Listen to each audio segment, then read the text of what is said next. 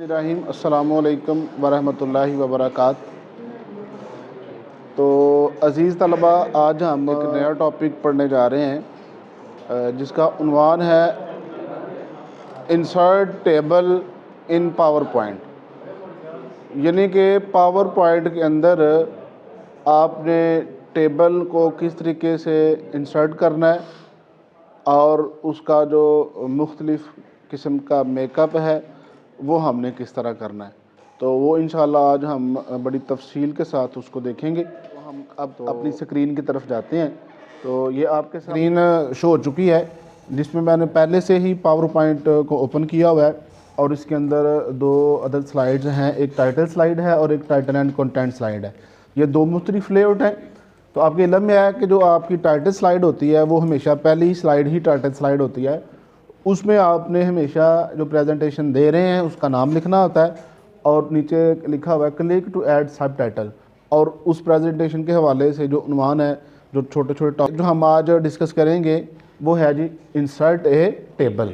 कि आपने अपनी प्रेजेंटेशन के अंदर अपने डाटे को अगर टेबुलर फॉर्म में पेश करना है तो आपको इसके अंदर टेबल इंसर्ट करना पड़ेगा। तो उसके लिए यही है कि आपने ये टाइटल एंड कंटेंट स्लाइड आपके सामने है। आप ये टाइटल, ये जो आपको टेबल का एक आइकॉन सा नज़र आ रहा है, आप ऊपर अपना कर्सर लेके जाते हैं तो ये लिखा भी हुआ है इंसर्ट टेबल, कि आप टेबल इंसर्ट कर सकते हैं, इधर से भी कर सकते हैं। और इसके अलावा ये जो टैब है, इंसर्ट टैब है, इसकी मदद से भी ये देखें, इसका जो पहला ग्रुप है उसका नाम ही टेबल्स है, तो इधर से भी आप इसको इंसर्ट कर सकते हैं। तो हम इधर से ही करेंगे। तो हम इस पर क्लिक करते हैं तो ये देखें आपके सामने आपसे वो पूछ रहा है कि आपने ये जो टेबल इंसर्ट करना जा रहे हैं तो इसमें आपने कितने कॉलम्स और कितनी रोज़ जो हैं वो रखनी हैं। तो इधर से भी कर सकते हैं और इसके अलावा आप ये ग्रुप में जाके भी कर सकते हैं। ये देखें, तो इसमें अगर हम इधर से करेंगे ग्रुप में जाके तो आपको 3-4 किस्मों से आप टेबल इंसर्ट कर सकते हैं। तो सबसे पहले ये देखें, तो ये देखें, ये आपको ये ड्रैग एंड ड्रॉप ये ऑप्शन है, ये आपने MS वर्ड में भी जो है ये कर चुके हैं। तो वही तरीका, जो तरीका MS वर्ड में है टेबल को ऐड करने का, वही तरीका पावर पॉइंट में है ऐड करने का। तो हम मुख्तलिफ़ तरीक़ों से करेंगे, या इसमें से हम एक कर लेते हैं बाकी, क्योंकि आपको ऑलरेडी पता है। तो हम ये इंसर्ट ये वाला ही कर लेते हैं, ड्रैग एंड ड्रॉप। तो आप जितने एरिए पे ड्रैग एंड ड्रॉप करेंगे तो ये देखें आपके सामने रोज़ एंड कॉलम्स ज़ाहिर हो रहे हैं। तो हम इस पर क्लिक करते हैं तो ये देखें आपके सामने जो है वो टेबल ज़ाहिर हो चुका है।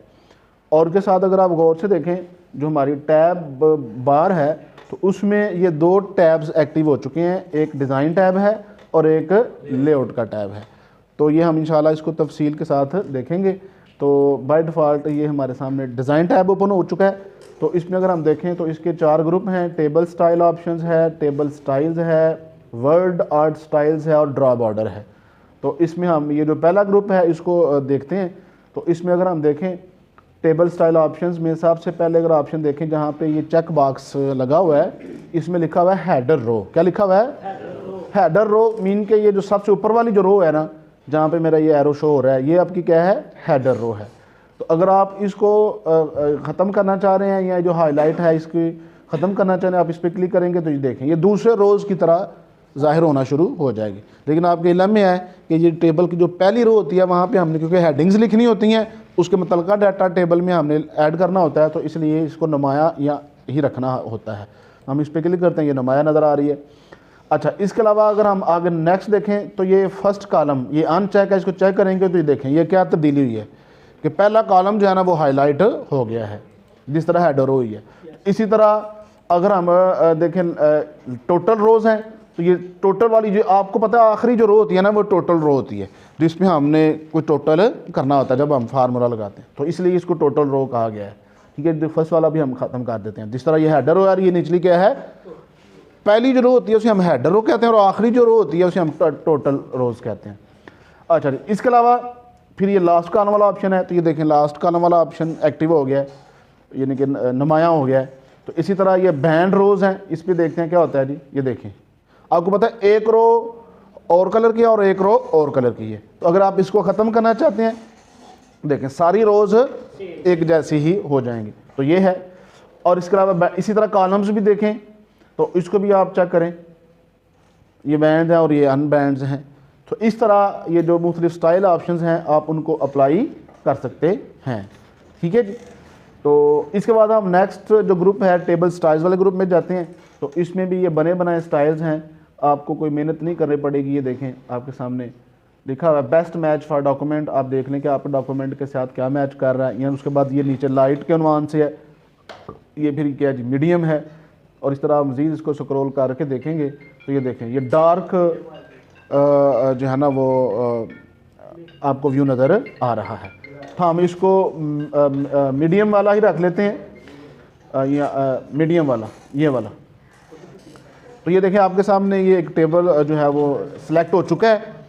तो हम कंट्रोल Z से दोबारा वापस जाते हैं, हम पहले वाले ही स्टाइल में हम रहना चाहते हैं। तो इसके साथ अगर हम देखें तो ये शेडिंग ऑप्शंस भी मौजूद हैं। आप अपने टेबल्स की जो शेडिंग्स है उसको कर सकते हैं। इसके लिए आपको पहले टेबल को क्या करना पड़ेगा, सिलेक्ट करना पड़ेगा। क्या करना पड़ेगा, सिलेक्ट करना पड़ेगा। तो इस तरह आप सिलेक्ट करें ड्रैग के ज़रिए, और इस तरह आप मुख्तलिफ किस्म के जो शेड्स हैं वो आप उसमें तब्दील कर सकते हैं।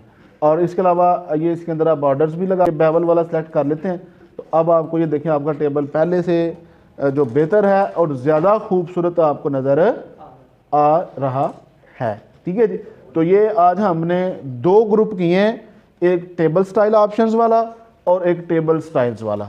तो मज़ीद जो कमांड्स हैं वो इंशाल्लाह हम पार्ट 2 में इसको डिस्कस करेंगे।